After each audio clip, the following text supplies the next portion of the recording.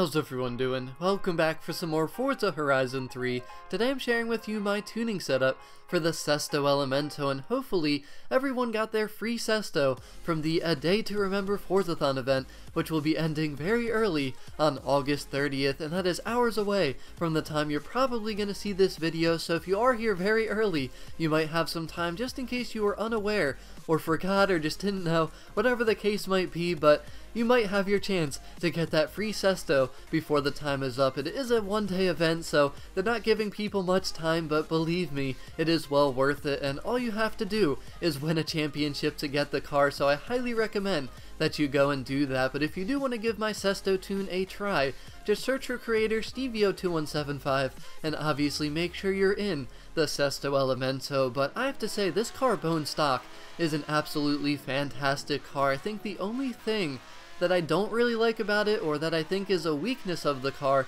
when it is stock, is the top end acceleration. It's just kind of a little bit sluggish, and it does have a stock V10, and obviously I personally really wanted to keep that in the car when I made this tune. So it's an S2 circuit tune, and right now you're just seeing some free roam gameplay just so you can see kind of how the car handles, accelerates, and does different things outside of racing, because it's actually a ton of fun to just cruise around with. I love this car a lot. It sounds awesome, but it's also a pretty good race car. Now, I don't think it's the fastest car in the game.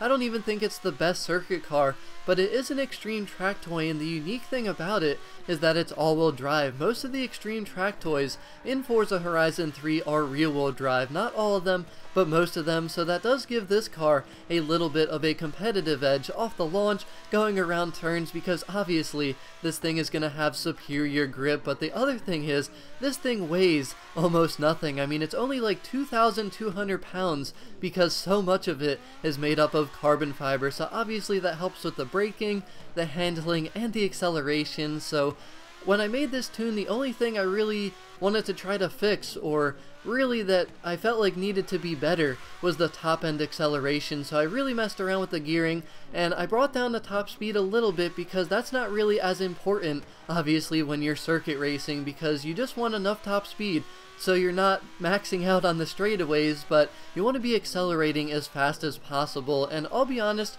this was a little bit of a challenge for me, because if you know me, I'm mainly a sprint racer. I don't circuit race all too much, so it was different for me to tune for it and also just to do a circuit race. But out of 1.5 million people, I was able to get top 1% using this car on a circuit race, so I'm pretty proud of that, and I think I'm going to start doing some more circuit racing, because it was a ton of fun, and it was also a very good change of pace. But overall, this is just a fantastic car to start with.